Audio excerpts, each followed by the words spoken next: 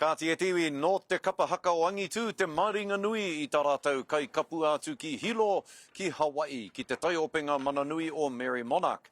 I toro atu hoki te kapa nei ki te kura kaupapa Hawaii take ki te kura reo Hawaii take anō hoki ara kia ka meha meha.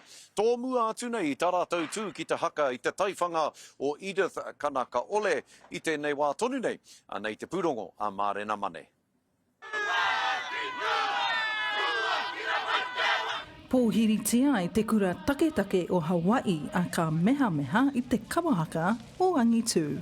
You know, I'm very honored to have you folks here. You know, it's always an important part when we actually take a look at cultures and how do we bring cultures together. Ko tai mai mātou I tēnei rangi ki te atuku I ngā mihi ki te kura nei o ka meha o tira ki te mihi ki ngā kumu o konei, ki te mihi ki ngā haukainga me ngā iwi tamariki o konei hea tāhua.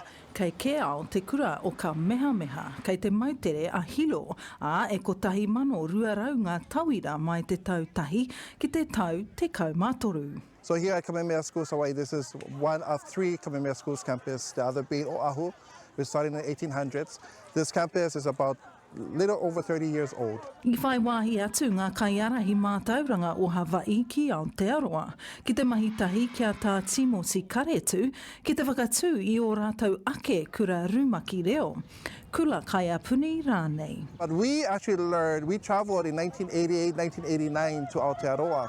So Timothy was one of our lead in terms of how do we start immersion programs.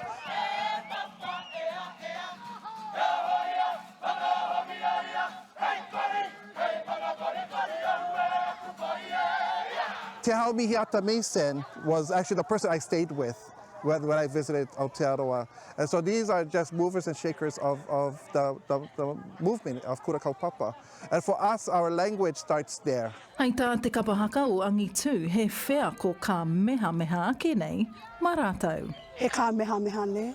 Anō nei kua hoki atu mātou ki Hawaii ki. E rongo ana I ngā wairua I ngā tūpuna I konei. Mai te puhi o te hau ki te heke o te ua. A koa nei te kapahaka o Angitu ka tū ki te papatūtū waiwai o Mary Monarch I Hilo, Hawaii. Hei whakanui I te kaupapa kua roa e whakahihiko ana I a Ngāti Haka.